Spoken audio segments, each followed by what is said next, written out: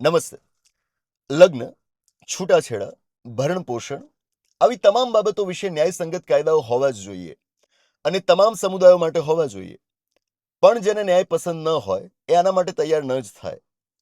Uniform civil code હોવો જ જોઈએ, હું પૂરી રીતે એનું સમર્થન કરું છું. પણ જ્યારે જ્યારે બનાવવાનો પ્રયત્ન થાય ને, ત્યારે ત્યારે રૂઢિવાદીઓ ઘર્ષણ પેદા કરે જ. આઝાદી પછી હિન્દુઓ માટે આવો એક કોડ બનાવવા બાબા સાહેબે હિન્દુ કોડ બિલ તૈયાર કર્યું. હિન્દુ સમાજને બદલાવ નહોતો જોઈતો, એ જડતામાંથી બહાર નહોતો આવવા ઈચ્છતો. બાબા સાહેબનું હિન્દુ કોડ બિલ, કે જે મહિલાઓને અધિકાર આપવા વિશે હતું, જાતિઓના ભેદોને સમાપ્ત કરવા વિશે હતું, એને એ વખતનો જાતિવાદી પુરુષ પ્રધાન સમાજ માનવા જ તૈયાર ન થયો.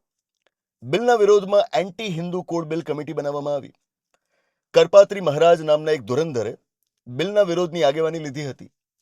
એ ભાઈને વાંધો એ હતો કે ડોક્ટર આંબેડકર જેવા એક અછૂત હિન્દુ સમાજ માટે કાયદો કેવી રીતે ઘડી શકે. આ છે ધર્મના ઠેકેદારોની માનસિકતા. પણ આખરે પછીથી હિન્દુઓ માટે એક કોડ તૈયાર થયો ખરો. ભલે બાબા સાહેબની ઈચ્છા મુજબનો નહોતો, પણ હિન્દુ કોડ તૈયાર થયો ખરો. ભારતનું બંધારણ યુનિફોર્મ સિવિલ કોડની વાત કરે છે. પણ એ વાત શું છે? અનુચ્છેદ 44માં કહેવાયું છે કે સમગ્ર ભારતના વિસ્તારમાં નાગરિકો માટે યુનિફોર્મ સિવિલ કોડ બનાવવાનો પ્રયત્ન કરવાનો રહેશે. ધ્યાનથી, સમગ્ર ભારતના વિસ્તારમાં. તો આપણે આ રાજ્ય સ્તર પર યુનિફોર્મ સિવિલ કોડ કેમ બનાવી રહ્યા છીએ? પહેલા ઉત્તરાખંડે બનાવ્યો અને હવે ગુજરાત. કેન્દ્રમાંથી સંસદ યુનિફોર્મ સિવિલ કોડનું બિલ પસાર કેમ નથી કરી દેતી? બંધારણ તો એ જ કરવાનું કહે છે ને. દર વખતે કોઈક રાજ્યમાં મુદ્દો આવે અને ઘર્ષણ થાય, એનાથી વધુ સારું તો એ નહીં કે કેન્દ્રમાંથી જ આખા દેશ માટે કાયદો બની જાય. નાગરિકો માટે યુનિફોર્મ સિવિલ કોડ બનાવવાનું છે.